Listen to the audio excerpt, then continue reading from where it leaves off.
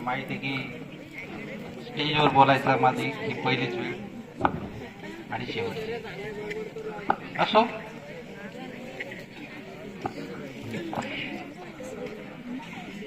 माणसानं कुणाच्या इच्छे खातर जगलं नाही पाहिजे. आपलं जे जीवन आहे ते मस्तीत जगलं पाहिजे. आम्ही तर नेहमीच सांगतात मुलांना, तुमच्यातलं जे बालपण आहे ते असं टिकून राहू द्या. कुणाच्या इच्छे खातर जर जीवन जगत असेल तर कुणाची नाराजी होणार आहे. त्याच्यात आपण कुणाच्या सर्वांची इच्छा पूर्ण करू शकत नाही. मस्तीत जगा, बालपण जिवंत राहू द्या, असा हा माणूस. आमचा बळजबरीचा पाहुणा. तुम्ही म्हणसान असं कसं? आम्ही 4 मित्र एका खोलीत राहत होतो. पहिलेच आम्हाला उत्साह स्वयंपाक करायचा आणि त्याच्यामध्ये हा 5वा यायचा. आमची पंचायत व्हायची.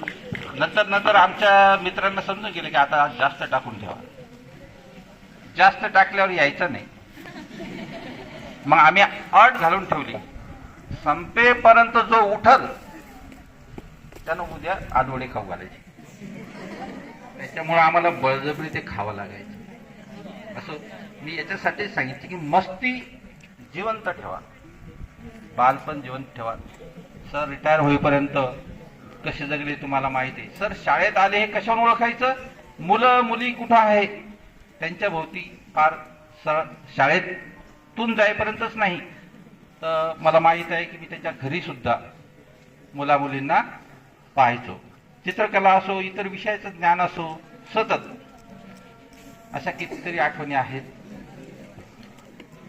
तुम्हाला सांगितलं पहिले मला इथे जास्त बोलता येत नाही, म्हणून त्यांचं पुढील आयुष्य निरोगी जावो एवढी सदिच्छा व्यक्त करतो आणि थांबतो.